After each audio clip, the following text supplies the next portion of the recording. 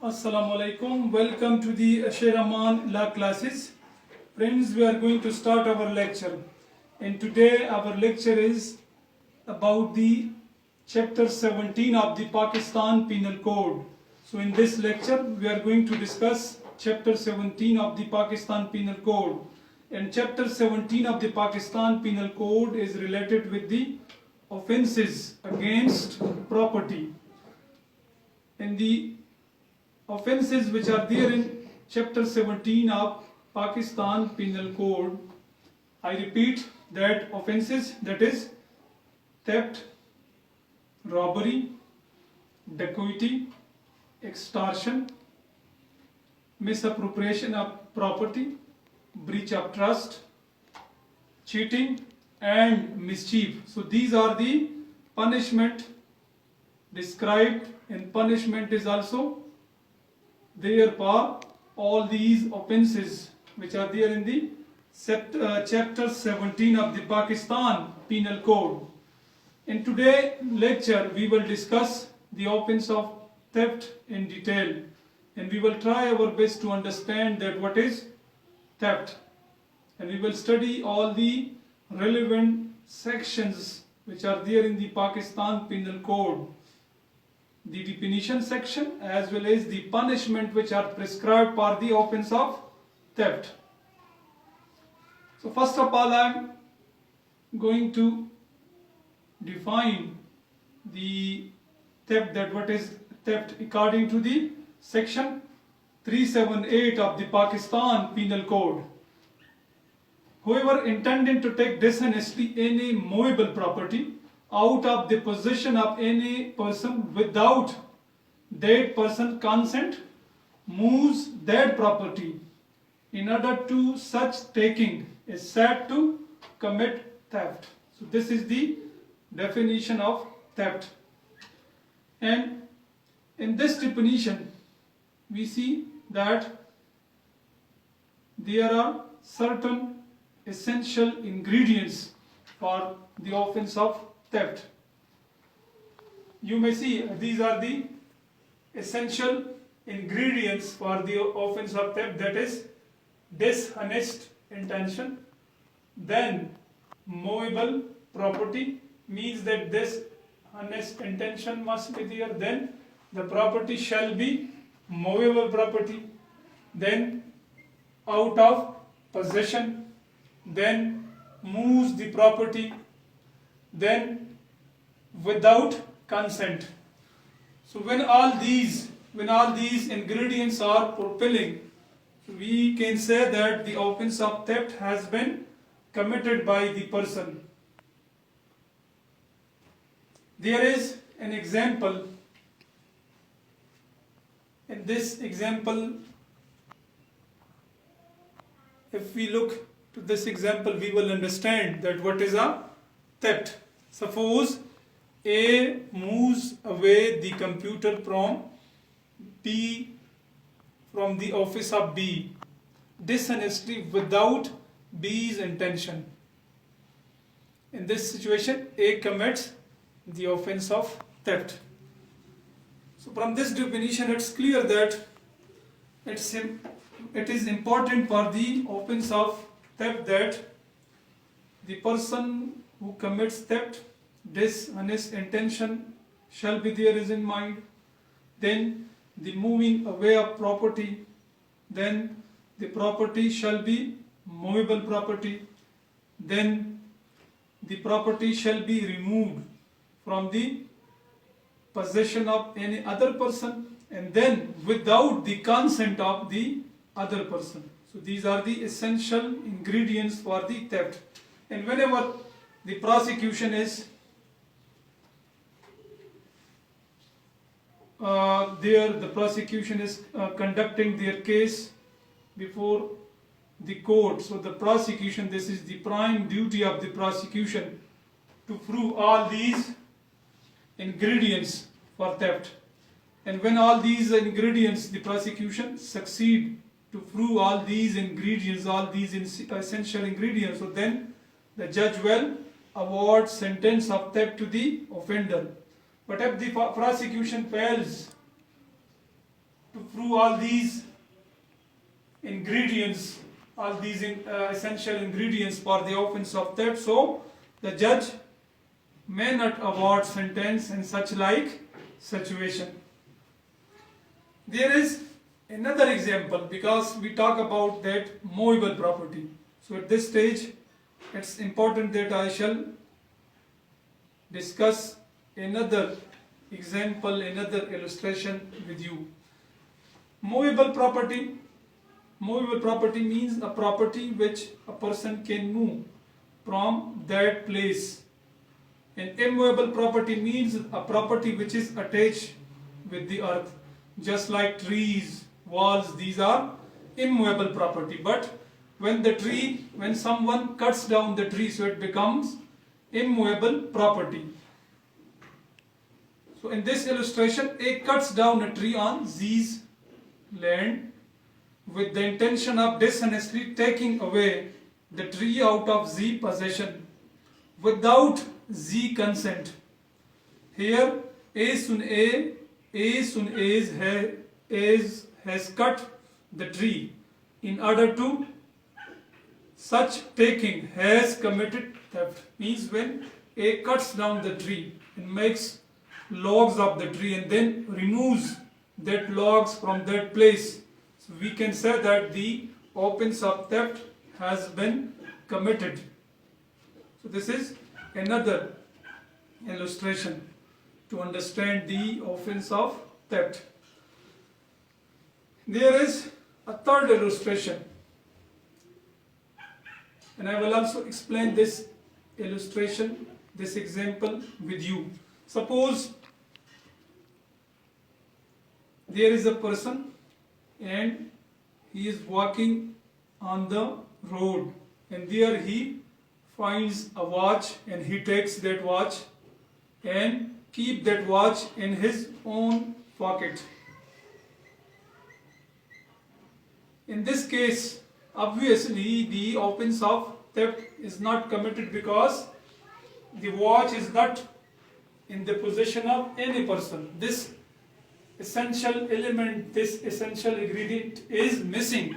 So when this ingredient is missing, so it's not the offense of theft, and the court may not award sentence of theft.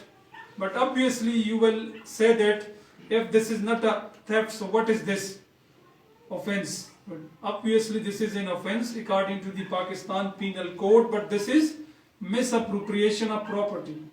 And this misappropriation of property has also been discussed and prescribed. Punishment has been prescribed upon the same end, or this Pakistan Penal Code in this chapter, chapter 17. So we will discuss later on misappropriation of property also in the next lectures.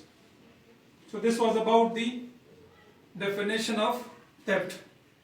Then there are relevant sections. There are sections which are related with the offense of theft, and we will discuss also these sections. This is the definition section, section 378. Then there is another section 379, 380, 381, 381A, 381A, and then 382. These are the sections, and all these sections are relevant sections which we are discussing in our this lecture. Section 379. Section 379 is providing punishment. This section, 378 is providing definition, and 379 is providing punishment for the offense of theft. So according to section 379, according to section 379, whoever commits theft shall be punished with imprisonment of either description for a term which may extend to 3 years, or with fine, or with both. So section 379 is prescribing punishment for the offense of theft, and that punishment is 3 years. with fine or with both. Similarly, section 380 is there. In 380, section 380 is also describing punishment for theft, but when the theft is committed from the dwelling house, including shop, office, etc.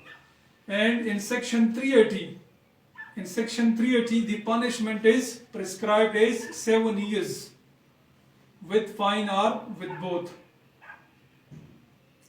Then section 381 is there, and section 381 is the offense of theft when the theft is committed by the servant or clerk and out of the property which is in the possession of the master or employer. So in this section, in section 381, the punishment is prescribed by the Pakistan Penal Code is 7 years plus fine. Then another section, that is 381A, and 381A is related with the offense of theft when somebody stoles away or takes away the motor car, scooter, tractor, including the electric motor. So then this section is attracting, and punishment prescribed in this section is also 7 years, and the court may also fine the offender in such like cases that is related with the theft.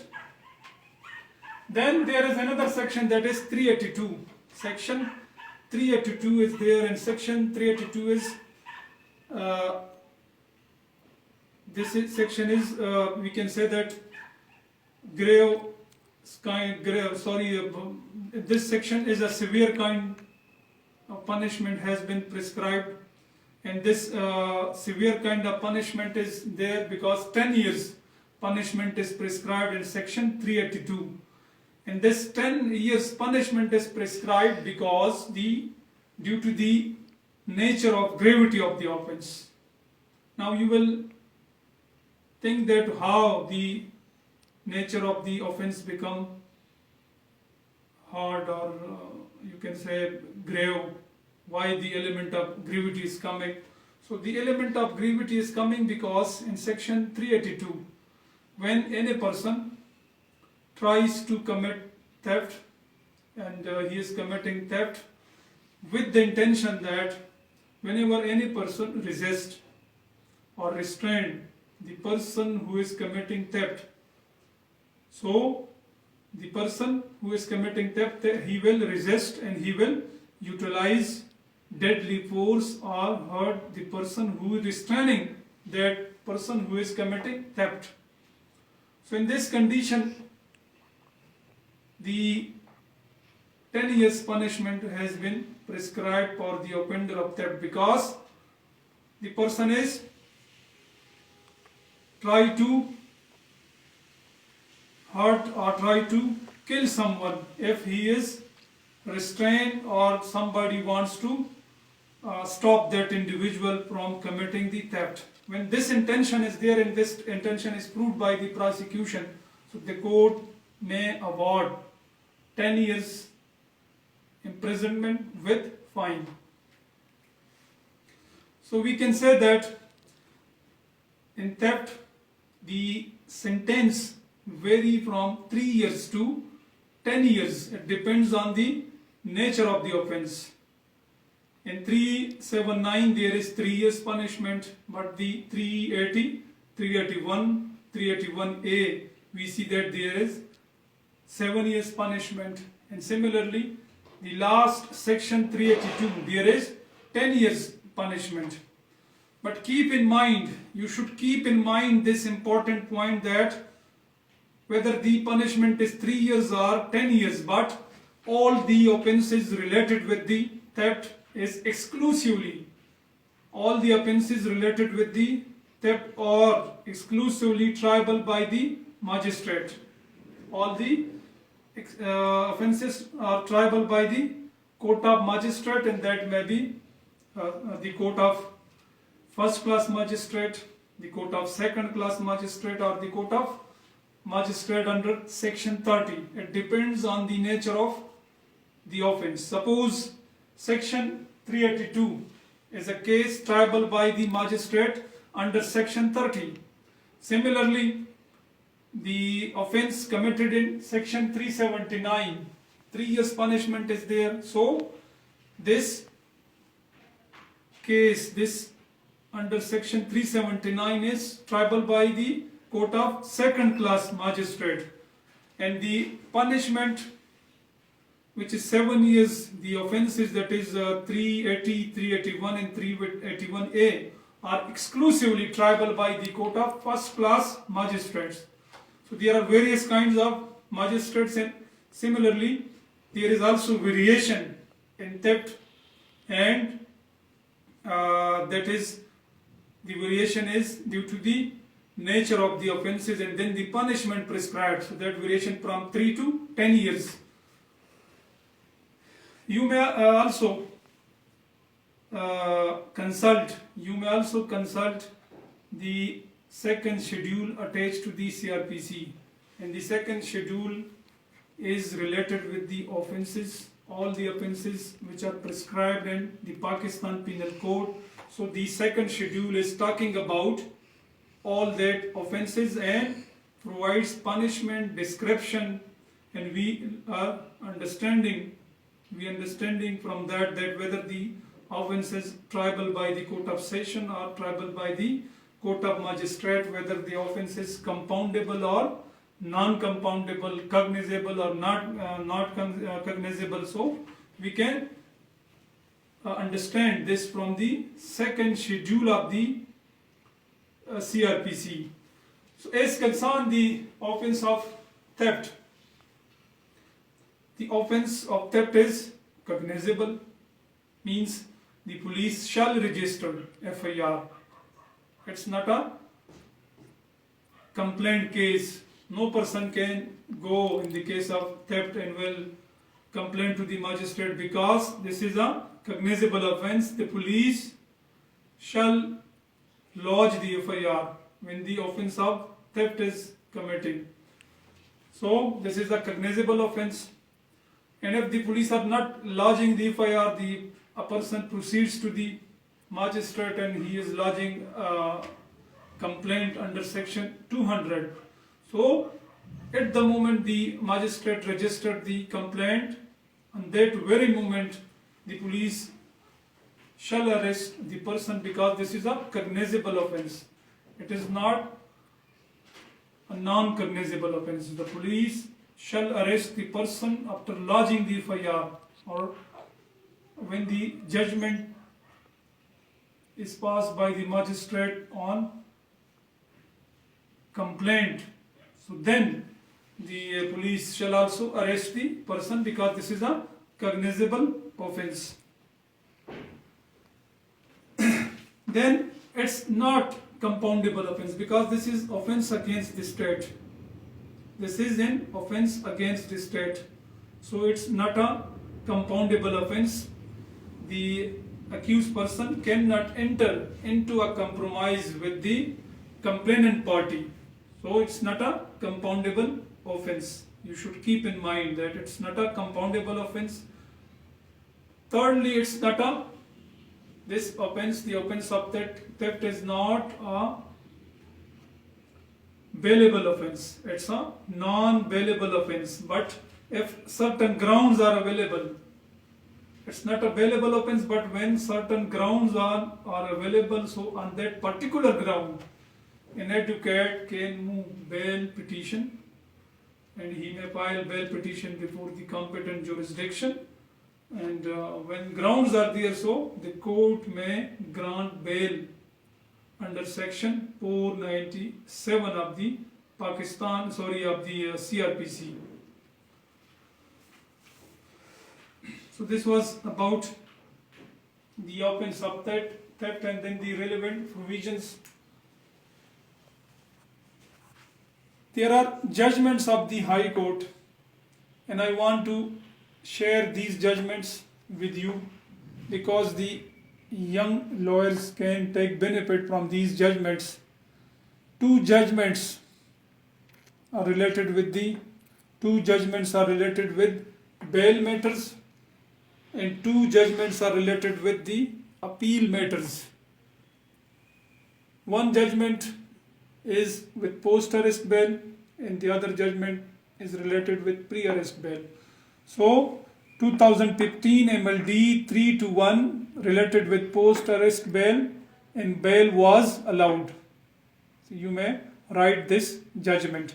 Then 2014 YLR 2734. This judgment is related with pre-arrest bail and bail was confirmed. Then appeal 2000 PCRLJ page number 108, appeal was allowed, you may write. And then this is a judgment related with quashment of FIR. This was a constitutional petition and the court disposed of the petition. Then the court also directed the trial court to proceed expeditiously and decide the case within short possible time. So this is 2013 YLR page number 222. The petition was disposed of accordingly in this judgment. So this was about the judgments related with the offense of theft. Once again, I am repeating what we discussed in this class. Today in this class we discussed chapter 17 of the Pakistan Penal Code, and we also talk about that chapter 17 is related with the offenses against the property and the offenses against the property. I may repeat that offenses, that is theft, robbery, dacoity, extortion, misappropriation of property, breach of trust, cheating and mischief. So all these are the offenses related with the property, against the property, and the punishment are there in this chapter 17 of the Pakistan Penal Code. Then we also talk about in detail the offense of theft, and we talk about the definition of the theft, and we also discuss all the 5 essential ingredients related with the offense of theft, that is dishonest intention, movable property, out of possession, moves the property, and without consent. These are the essential ingredients. Then we also talk about the definitions related with the offense of theft, and also the relevant provision, that is section 378, 379, 380, 381, 381A and 382. In this section we also discuss that the punishment for the offense of theft is from 3 years to 7 years, 3 years, 7 years and 10 years. So the offense in theft varies due to the nature of the offense of theft. And we also talk about that all the offenses related with the theft are exclusively triable by the court of magistrate.